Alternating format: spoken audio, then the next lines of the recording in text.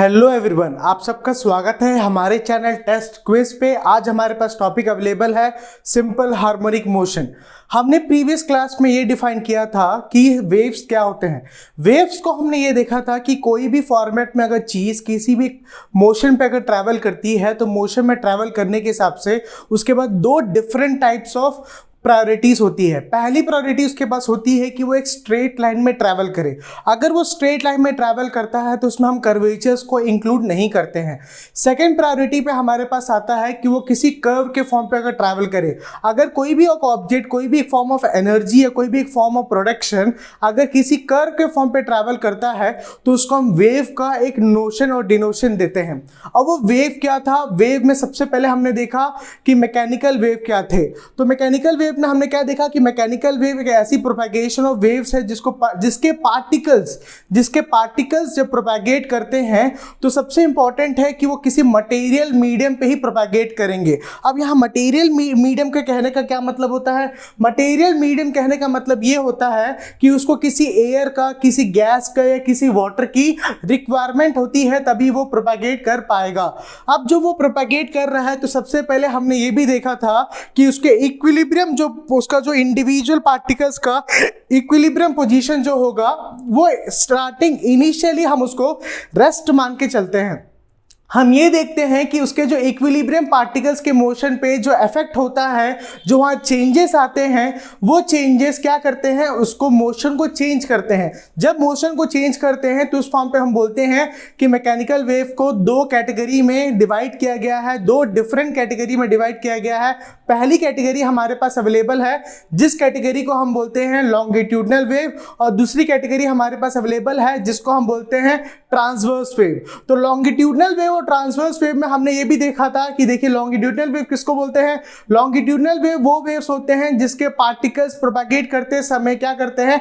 Parallelly move करते हैं। किसके रेस्पेक्ट पे?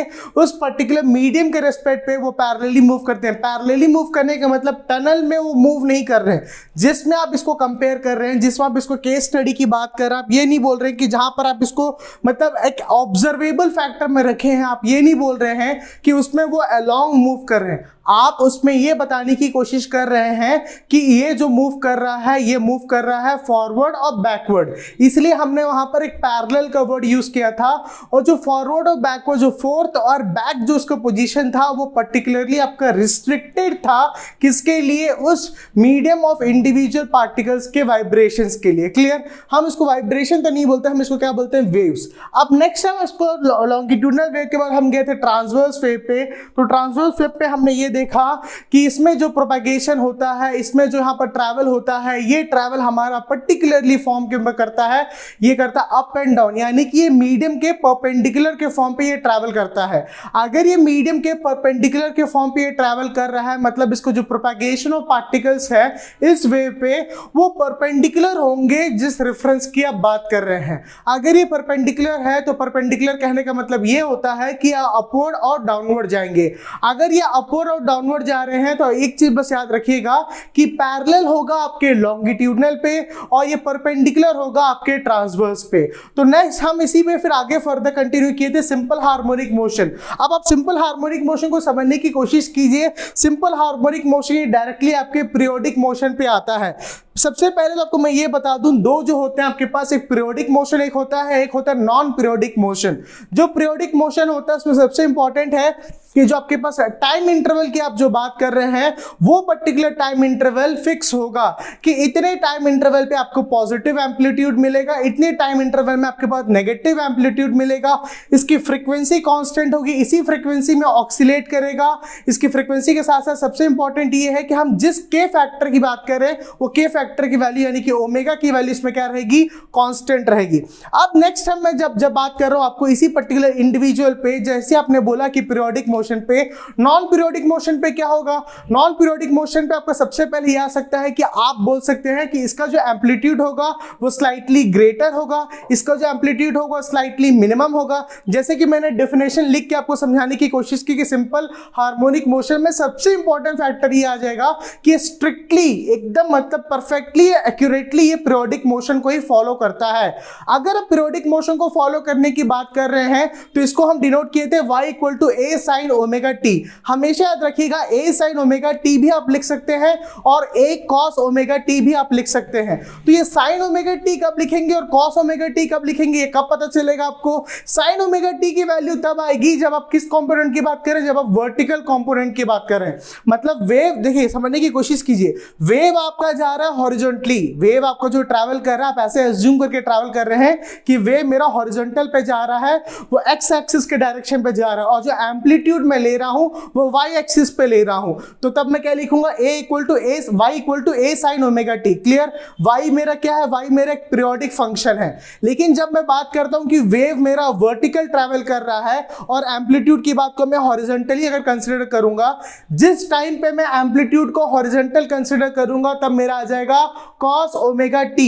और ओमेगा यहां पर क्या है, पीरियोडिक फंक्शन की एक स्पेसिफिक वैल्यू है जिसको हम 2/t के फॉर्म पे भी क्या कर सकते हैं, डिनोट कर सकते हैं। अब t और f में क्या रिलेशन है, हमेशा याद रखिएगा, एक छोटा सा रिलेशन आपको मैं बता दूं, जो टाइम पीरियड होता है वो इनवर्सली प्रोपोर्शनल होता है आपकी फ्रीक्वेंसी से। आपने एकदम सही सुना कि टाइम पीरियड जो होता है वो इनवर्सली प्रोपोर्शनल होता है फ्रीक्वेंसी से। लेकिन मैं किस टाइम पीरियड की बात कर रहा हूं, मैं आपको बता रहा हूं total time period. Total time period मतलब जिसको आप कैपिटल T से रिप्रेजेंट करते हैं। अब देखिए, आप किसी भी पीरियोडिक फंक्शन की बात कर रहे हैं, उसका इनिशियल एक टाइम पीरियड होगा, उसका एक फाइनल एक टाइम पीरियड होगा। जो इनिशियल टाइम पीरियड होगा उसको हम लिख सकते हैं कि ये t1 है, ये t2 है, ये t3 है। ऐसा आप इंडिविजुअल फॉर्म पे उसको क्या कर सकते हैं, डिवाइड कर सकते हैं। लेकिन ये t का जो डिनोशन होगा स्मॉल होगा और उसकी वैल्यू π/4, 2π/4, 3π/4, π/2 और पाई, ऐसे 5 डिफरेंट फॉर्म पे आप उसको डिवाइड कर सकते हैं। और पाई यहां पर क्या रिप्रेजेंट करता है, पाई आपको रिप्रेजेंट करता है ग्रेडियंट के फॉर्म पे कि वो 0 से लेके 360 डिग्री तक वो क्या करेगा, कवर करेगा, कवर अप करेगा। अगर आप बात कर रहे हैं 0 से लेके 360 डिग्री तक, तो एक चीज को ध्यान दीजिएगा, जहां आप इनिशियली लेंगे, इनिशियली वहां वो 0 से स्टार्ट होगा, 0 के बाद सीधा वो चले जाएगा 90 पे। 90 पे जाने का मतलब हो गई आपका π/2 आ जाएगा। 90 के बाद आपके पास आ जाएगा 180, 180 मतलब आपके पास आ जाएगा पाई, 180 के बाद आपके पास आ जाएगा 2। तो देखिए, हम जो सिंपल हार्मोनिक मोशन की बात किए थे, आपको जो समझाया था सिंपल हार्मोनिक मोशन में, मैंने आपसे ये कहा था कि y equal to a sin omega t और y equal to a cos omega t के हमने यहाँ पर डिफाइन किया था। अब sin ओमेगा t कब आ रहा है, cos ओमेगा t कब आ रहा है, हमने सिंपल वे पे देखा था कि हॉरिजॉन्टल कंपोनेंट और वर्टिकल कंपोनेंट था। तो हॉरिजॉन्टल कंपोनेंट में जब हम एम्पलीट्यूड को वैल्यूज को डिफाइन करने की बात करते हैं, जब हम एम्पलीट्यूड की वैल्यूज को लिखने की बात करते हैं, तो हम वहाँ पर क्लियरली लिख देते हैं कि ये जो मेरा एम्पलीट्यूड आ रहा है ये वर्टिकल आ रहा है और ये जो मेरा एम्पलीट्यूड आ रहा है ये मेरा हॉरिजॉन्टल आ रहा है। तो मेन तो वैल्यू तो आपकी सेम रहेगी, साइन और चाहे बात करें या चाहे कॉस बात करें, आपकी वैल्यू तो सेम रहेगी, बस आपके कंपोनेंट्स में डिफरेंस आ जाएगा। एक कंपोनेंट आपका हो जाएगा हॉरिजॉन्टल कंपोनेंट और एक कंपोनेंट आपका हो जाएगा वर्टिकल कंपोनेंट। क्लियर?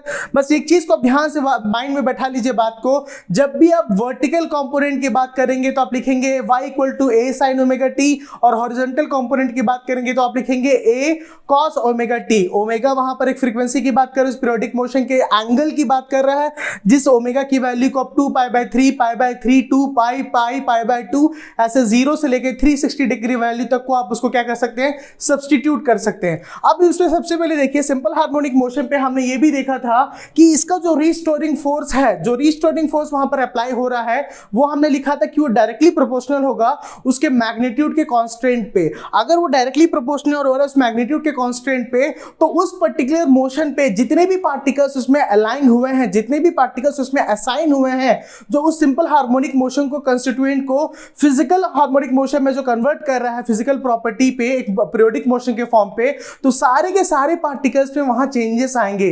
अब ये कैसे पार्टिकल्स को चेंज करेगा, कैसे उसके इक्विलिब्रियम पोजीशन को ऑल्टर करेगा, कैसे इसमें डिफरेंट वेरिएशंस आएंगे, ये हम देखेंगे इसी के नेक्स्ट क्लास में, जब हम ये देखेंगे कि टाइम पीरियड की वैल्यू को, फ्रीक्वेंसी की वैल्यू को, टाइम इंटरवल की वैल्यू को और एम्पलीट्यूड को, ये चार फैक्टर को आप कैसे डिफाइन करते हैं। और ये चार फैक्टर में सबसे इंपॉर्टेंट इसमें एक रिलेशन आ जाएगा, टाइम पीरियड, फ्रीक्वेंसी और एम्पलीट्यूड, ये तीन के एक रिलेशन बनता है जिसमें एक वेलोसिटी ऑफ वेव भी आता है।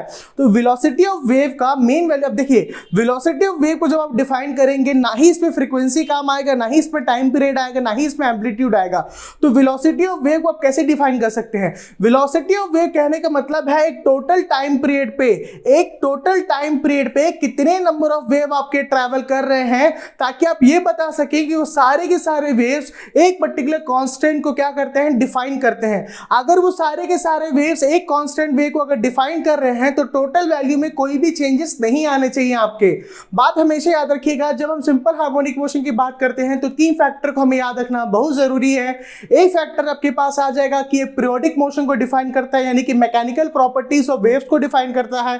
पीरियोडिक मोशन में सबसे इंपॉर्टेंट बात यह आती है कि हमारे पास जो टाइम पीरियड की जो वैल्यू है, टाइम पीरियड की वैल्यू हमेशा कांस्टेंट होती है। ये वैल्यू कभी भी वैरी नहीं कर सकती है पीरियोडिक मोशन पे, लेकिन नॉन पीरियोडिक मोशन पे ये वैरी कर सकता है आपका।